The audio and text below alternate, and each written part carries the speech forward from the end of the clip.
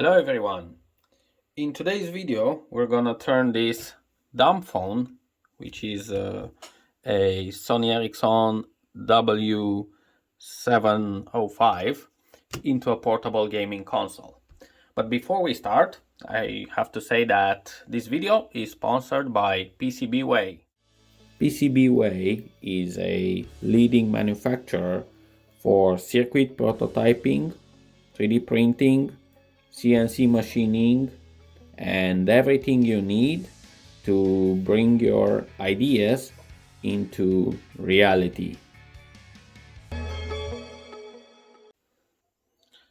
So, I was thinking, what defines a portable gaming console? The main thing is the ability to run emulators. And recently I found a Java NES emulator. Basically, you can install a Java file which contains all the NES games, not all, but some of your favorite NES games, and you can play them on a non-smartphone such as this Sony Ericsson. Of course, the form factor of this is basically a phone. I don't have the case anymore for it. I bought it in this condition. The phone does turn on, and also I found this controller, which is actually the pair of this one. If you remember when I done this gaming console. However, in this case, this phone is small enough to be completely integrated inside the controller. So let's first open it and let's see what we can do with them.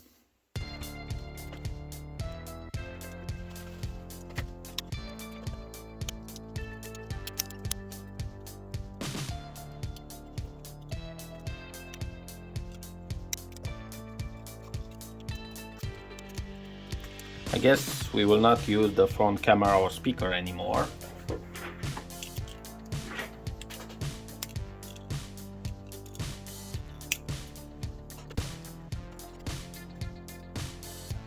Now, I'm not really sure how to remove this, how to open this keyboard. We're gonna need it because I'm going to need some buttons like 5 and 7, which will be A and B. As well as star, and this one which will be the start and select buttons. I assume the only way to open it is to remove these plastic caps here and then just try to push it outside. I guess it's the only way to open up this thing. Something like this.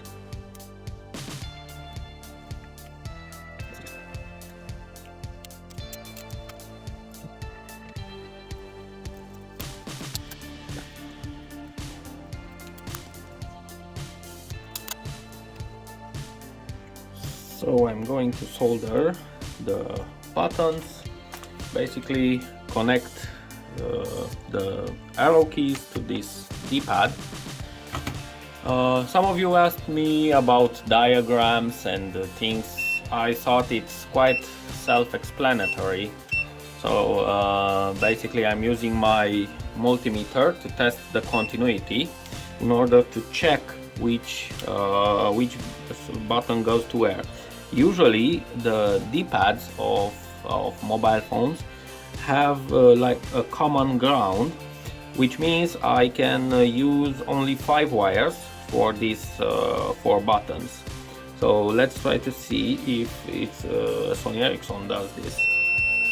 This one seems to be this one and this one. So basically I can use 1 wire for the ground, and there will be 1 wire for up, 1 for down, 1 for left, and 1 for right. So that's also I'm going to need the OK button and these 2 buttons in order to navigate the menus. So let's put the phone on the side a little bit and let's take care of the controller.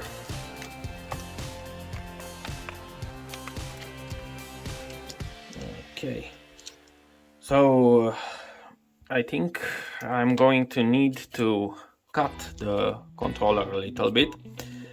The good thing is that the screen size, the height of the screen is exactly the same as the controller, so it will fit quite well inside.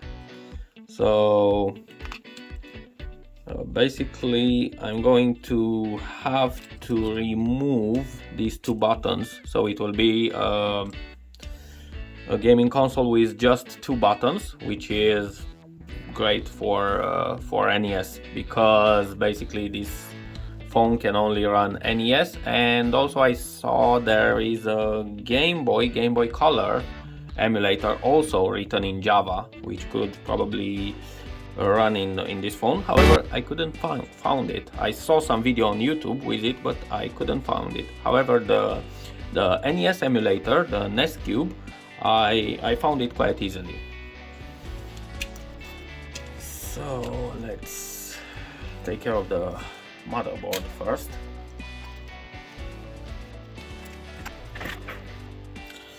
Now I'm going to use my big cutting tool to cut the motherboards, this part and this part.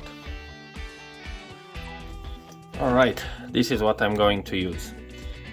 Now let's take care of the case. For this I'm going to use my Dremel tool to cut it.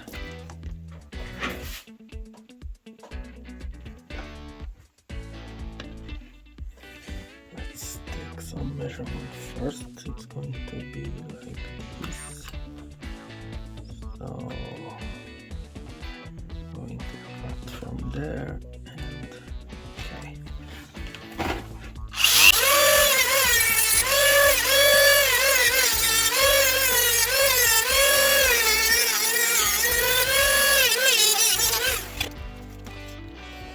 Well, not the most perfect cut, but should do it.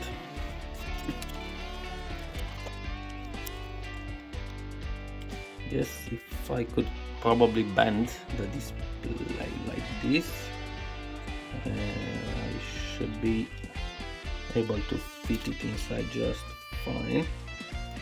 I'll try to do that without breaking it. It's going to be challenging, to say the least, but we have to do it.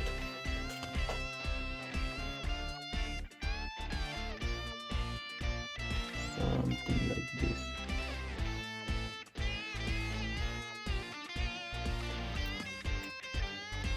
Doesn't seem to bend because of this stripe here.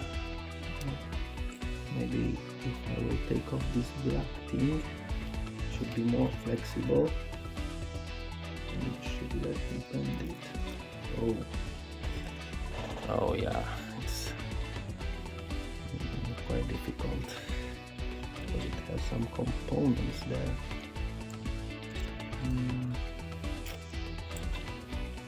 Maybe I'll just put it back.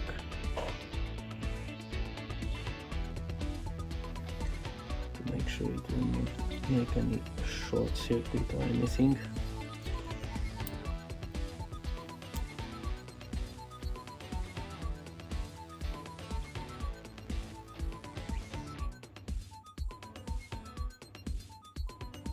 So like this. I wonder if it still works, but it should, since nothing broken yet. I'll just put an adhesive tape. Also, I will connect the stripe. We can test it to see if it still works.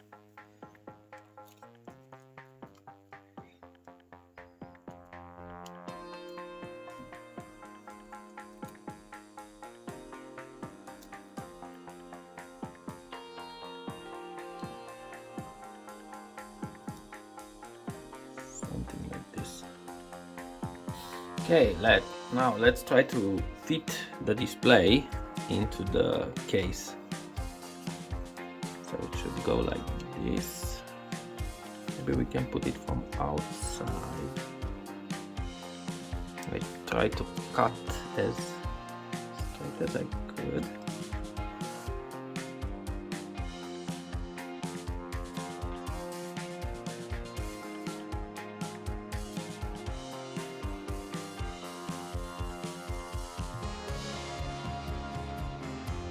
Okay, now it's time to do some wiring using my mighty wire here.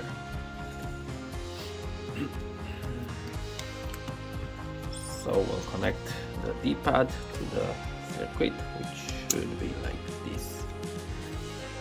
So this will be down, up, left and right. So I'll just connect this one to this one. It shouldn't be, I don't need to use very long wires for this.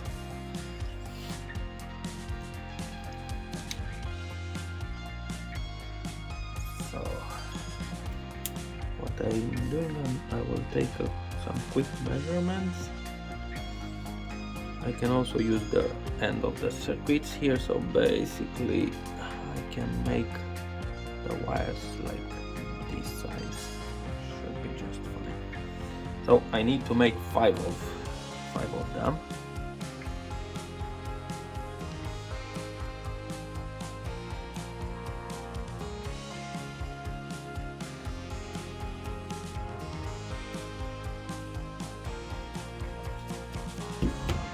Nice. And now I will need to remove the isolation, the lacquer from them, so that I do this.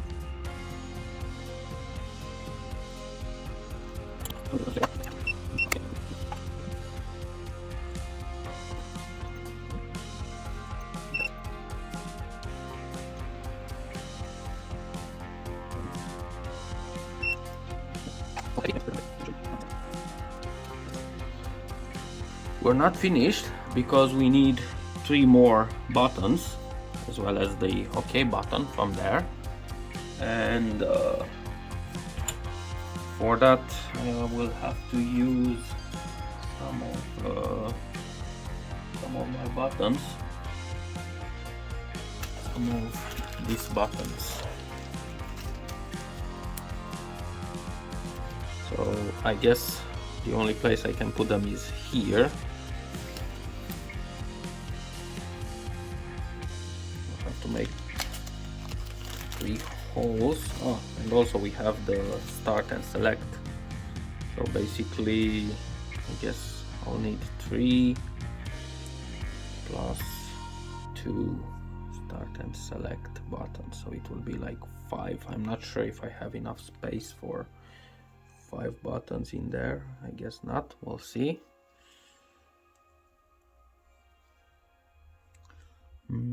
Quite tricky. Maybe I'll put 2 buttons in another place. I'm not really sure how to do here.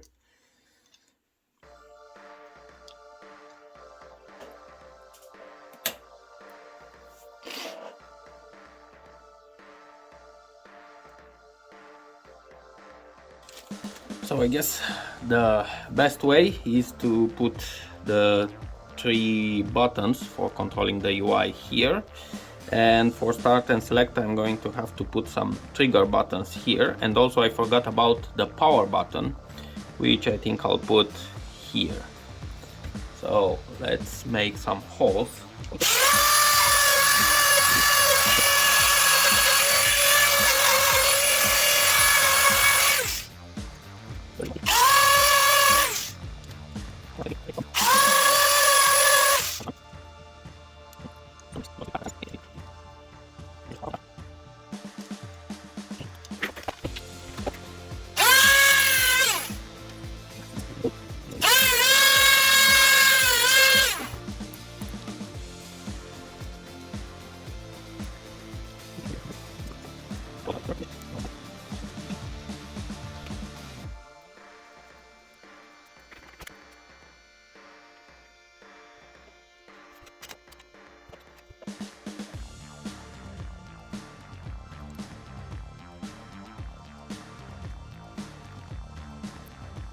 Okay, so in order to make the buttons stay in the place, I will use this one that I cut to place them in position. So we'll put one here.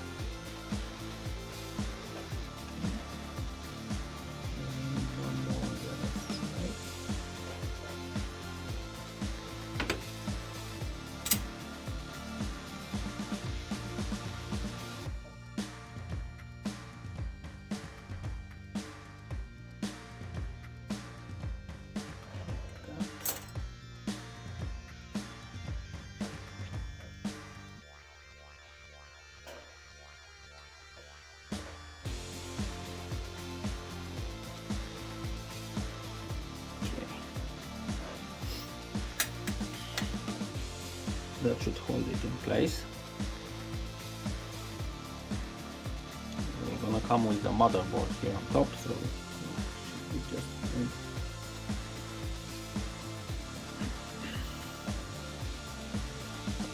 this. So I'll have to drill 3 more holes for the start, select and power button.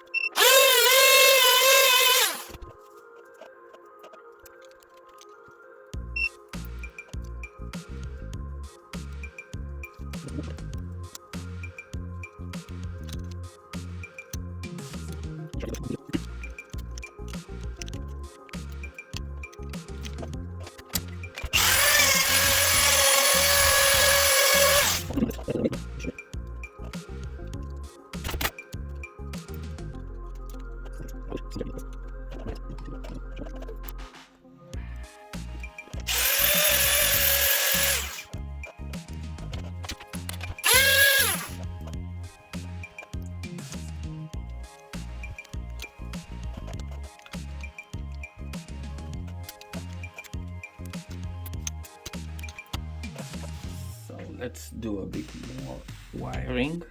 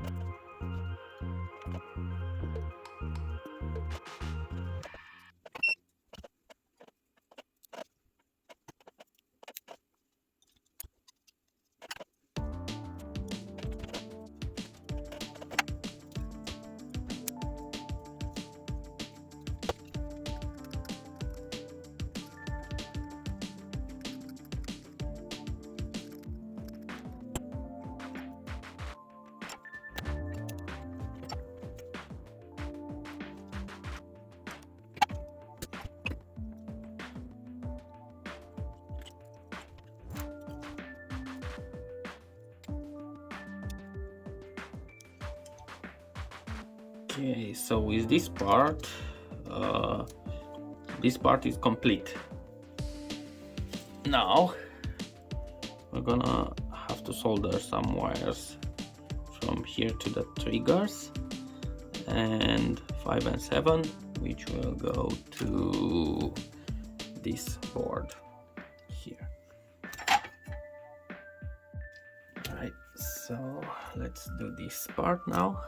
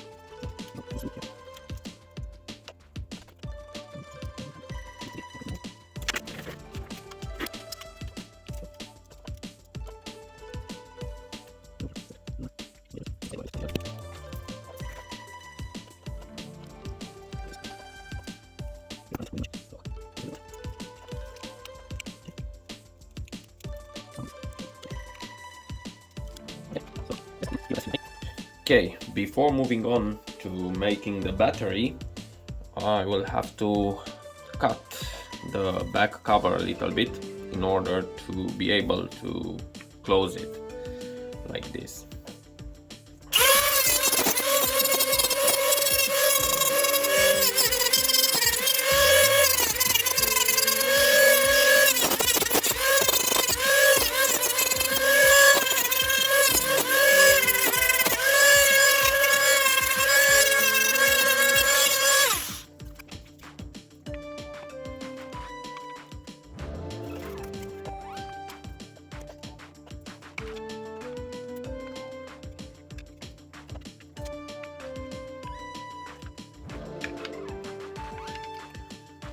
So it will look something like this.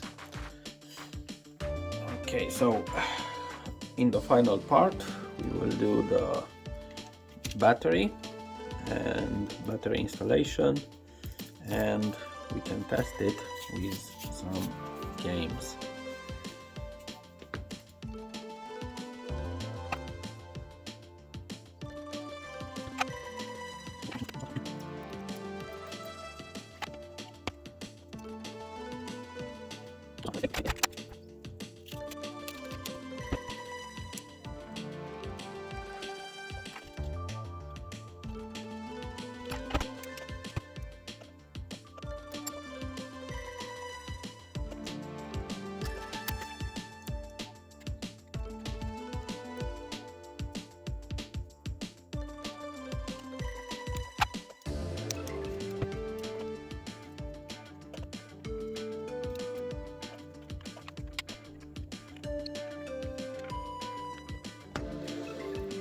Okay, so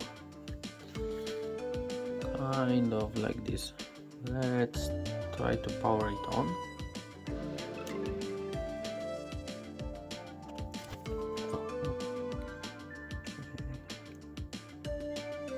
So it has the arrow keys.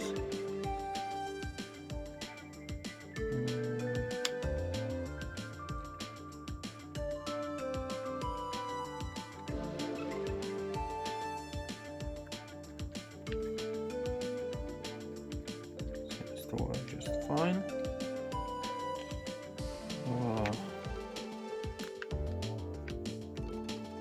The back, the UI keys are also working fine. Key number 5 and key number 7 also work just fine. Okay. Also this one and the key. Okay, I will 3D print quickly some small buttons to put here, and I'll try to mask this thing. So let's see how it will look like in the end.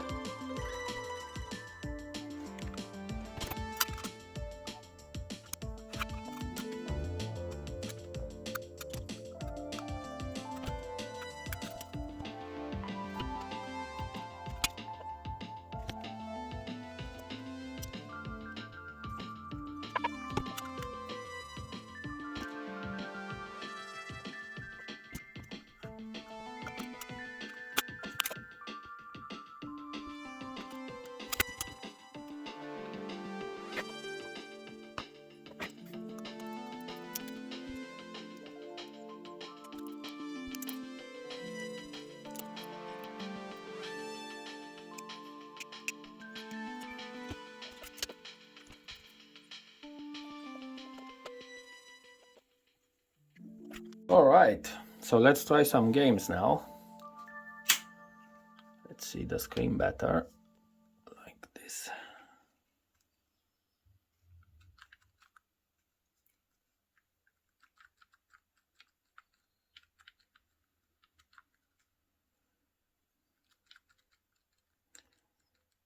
So this is the NES emulator, NES Cube. Let's open it.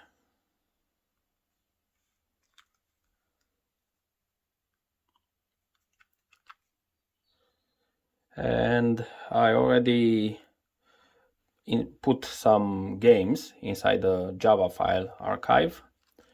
So let's start with Contra.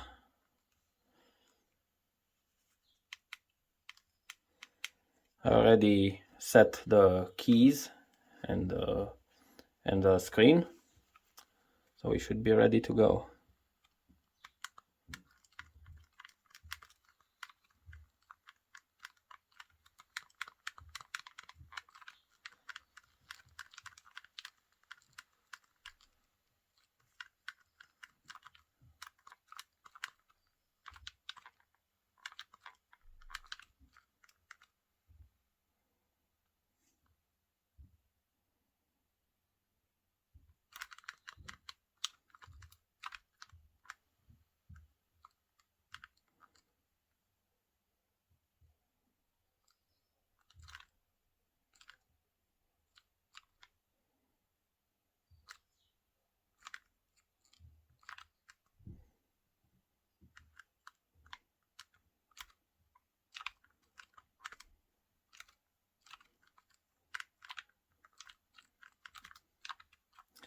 Yeah, let's try another.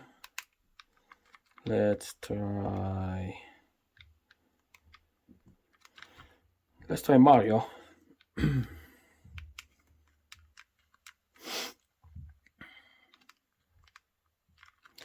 not really sure which level is this one, but anyway, yeah,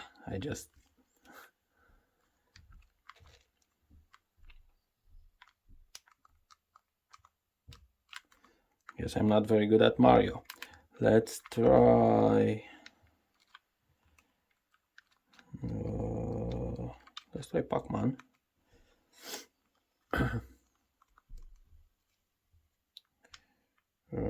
Cancel.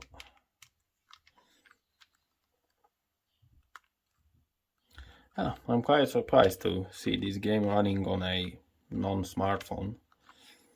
But yeah, it seems it's possible.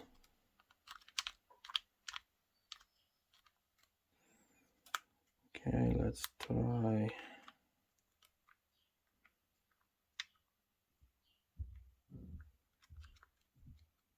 Let's try this one, Tiny Toon. You can see it show you even the FPS, the frame per second. Really good emulator.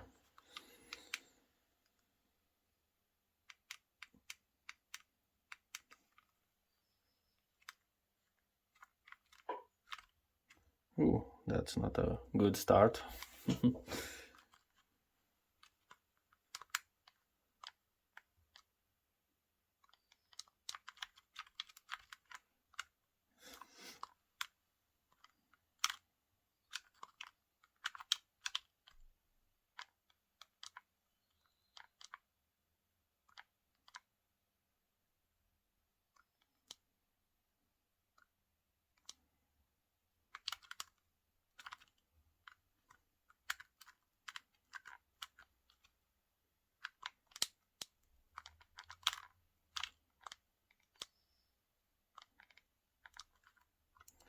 Let's try another.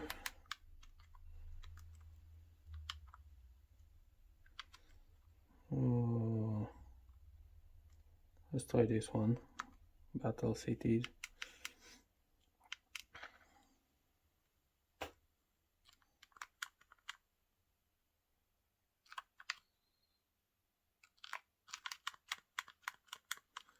Oof.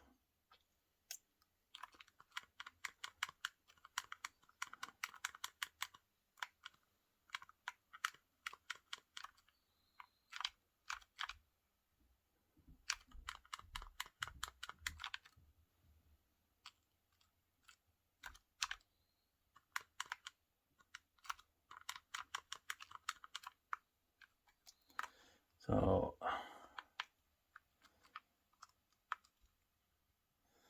let's see.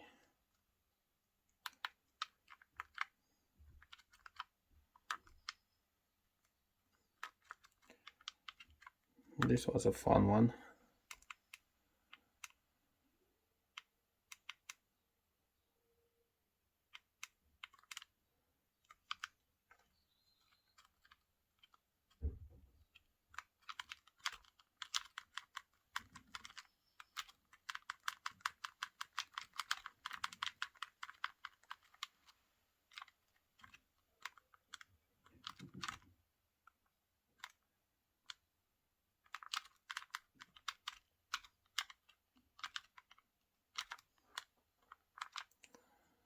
Yeah.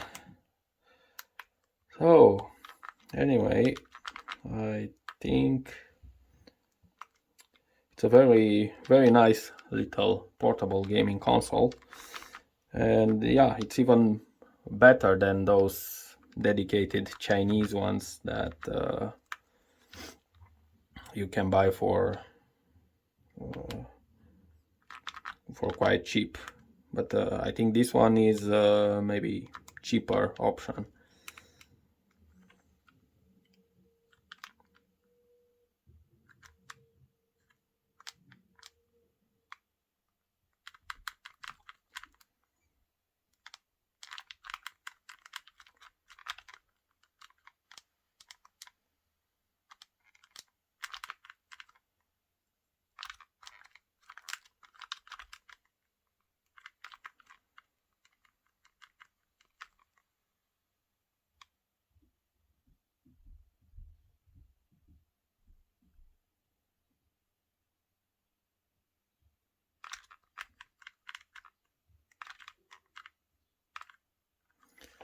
So yeah, don't forget to share, like and subscribe, and thank you for watching, and see you next time.